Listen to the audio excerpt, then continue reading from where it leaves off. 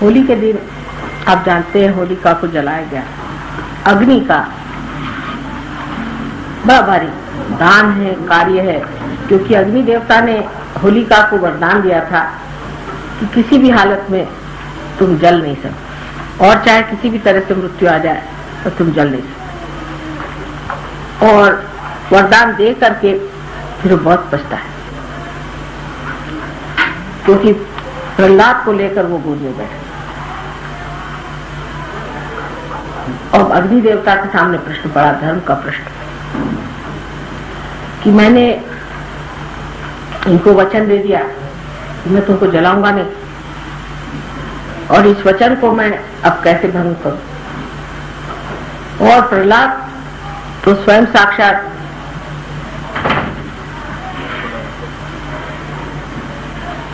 अबोधिता है, स्वयं साक्षात गणेश का प्रादुर्भाव, और इनको किस तरह से जला जाए, इनको तो कोई नहीं जला, और मेरे भी शक्ति से परे, ये तो मेरे शक्ति से परे। तो उन्होंने विचार ये किया कि अहंकार कैसा कि इतनी बड़ी शक्ति के सामने मैं अपनी शक्ति की कौन सी बात कर, मेरी ऐसी कोई सी भी शक्ति नहीं है जो इनके आगे चल सके, इनकी शक्ति इतनी महान है, तो इनको तो मैं जला सकता ही नहीं, चाहे कुछ भी कर लूं। लेकिन इस वक्त दूसरा बड़ा भारी मेरे सामने धर्म का है, तो कर्तव्य और धर्म, इसमें जो कश्मकश हुई, उस वक्त ये सोचना चाहिए कि धर्म कर्तव्य से ऊंचा, धर्म कर्तव्य एक सर्वसाधारण कर्तव्य से ऊंची, और उससे भी ऊंची चीज आत्मा का। कृष्ण के जीवन को बहुत कम लोग समझ पाए, क्योंकि उस जमाने में धर्म की ये दशा हो गई थी कि लोग धर्म को बहुत ही ज्यादा गंभीरता पूर्वक, बहुत उसको सीरियस बना के सब ढूंढाचार्य बने कि धर्म बहुत सीरियस चीज, इसमें आदमी को जो है बिल्कुल सीरियसली सब करना, क्योंकि कर्मकांड बढ़ गए। अब कर्मकांड करने में बड़ी आफत रहती कि अगर आपने इधर से उधर दीप जला दिया तो भगवान जी रहा, इधर से उधर आपने अगर उद्बत्ती जला दी तो भगवान जी ना, अगर लेफ्ट हैंड से आपने कुछ कर दिया तो गया।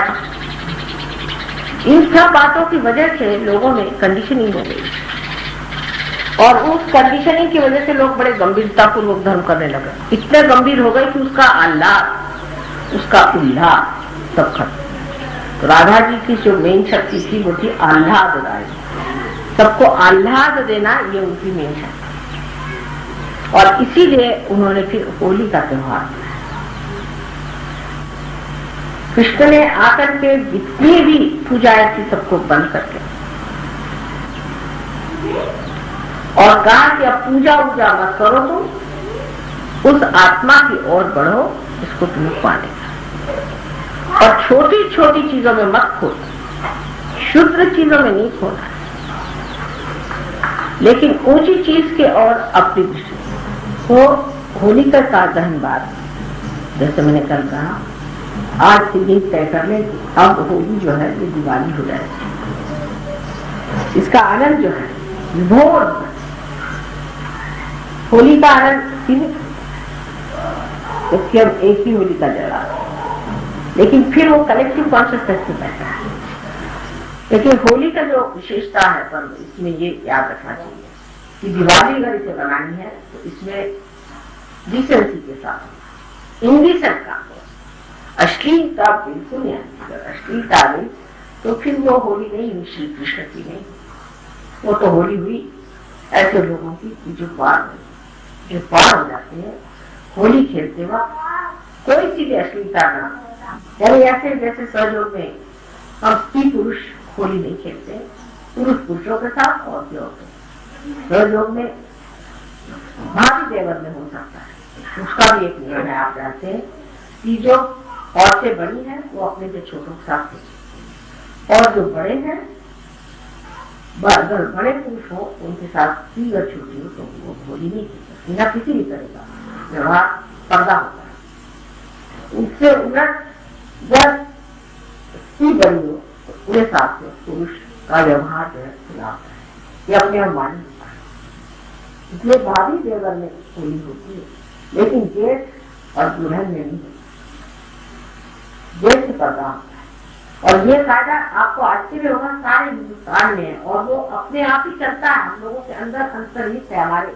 संस्कारों में बैठा है। तो होली का जो ये हिस्सा है इसको सहयोग में छोड़ देना पड़ेगा, अश्लीलता का, और होली का जो प्रेम का हिस्सा है इसे अपनाना, कि बगैर भंग किए हुए ही हम सब एक हैं, ये भावना आप जानते हैं। इस वक्त विशेष रूप से गले मिलना चाहिए, क्योंकि कृष्ण का सारा कार्य प्रेम का था, प्रेम को पूरी तरह से लूटने के लिए, क्योंकि उन्होंने कहा ये सब परमात्मा की प्रेम की लीला है, लीला लीलाधर, जिसने लीला को धारणा किया वो श्री कृष्ण थे, और इसलिए उन्होंने कहा कि सब चीज को लीला स्वरूप लीलाधर, और ये लीलाधर की जो लीला है उसमें अश्लीलता तो ही नहीं है। सहयोग के लिए बहुत महान चीज है कि आप हिंदुस्तानी भी हैं और आपके पास संस्कृति की बड़ी भारी एक धरोहर वस्तु है, उसको आप पकड़ के उसी चीज पे जमे और उसी पे आप परिपक्वता पाए। लेकिन इसका बिल्कुल मतलब नहीं आप ढूढ़ाचार्य करें या किसी तरह से आप बहुत सीरियस आदमी प्रसन्न चित्त। आपकी माँ जब हंसती तो आप देखा है, कभी कभी तो 7 मंजिल की हंसी आती है, सब लोग हैरान होते हैं कि गुरु लोग तो कभी मुस्कुराते भी नहीं है, माँ की तरह हंसती रहती है और उनके मुंह पर मुस्कुराहट तो कभी जाती है। मैं तो 1 मिनट से ज्यादा सीरियस नहीं हो सकती, जब सीरियस भी होती तब भी नाटक रहता है।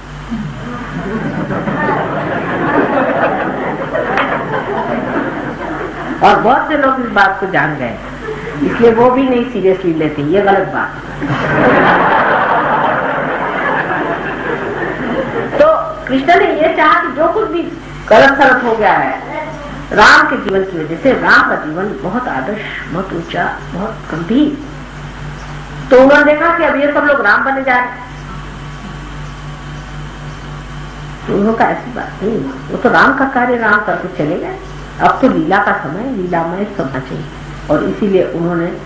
सारे संसार को लीला का एक पाठ पढ़ा। और लीला का कभी भी अर्थ अश्लीलता या अपने मर्यादाओं से गिरना, अपनी परंपराओं से उतरना,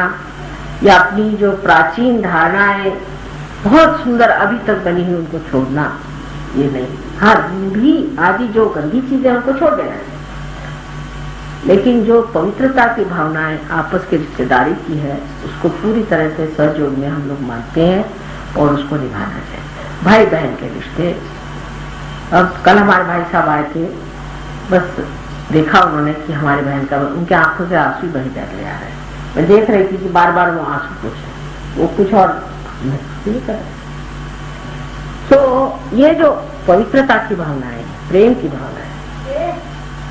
इसमें आदमी को चाहिए कि सहयोग की दृष्टि से विचार, हर एक सहयोग की दृष्टि से जो शोभायमान हो, तो माधुर्य को लेते हुए शोभायमान करना, कोई सा भी बिहेवियर जो कि अशोभनीय है, छोटी छोटी बातों पे बात करना, छोटी छोटी बातों में उलझना, बेकार में आपस में झगड़े करना, किसी भी चीज की मांग करते रहना, हमको ये चाहिए वो चाहिए, या कोई भी तरह की इस तरह की बातें करना ओछा ओछा। और ऐसे लोग सहयोग नहीं करते,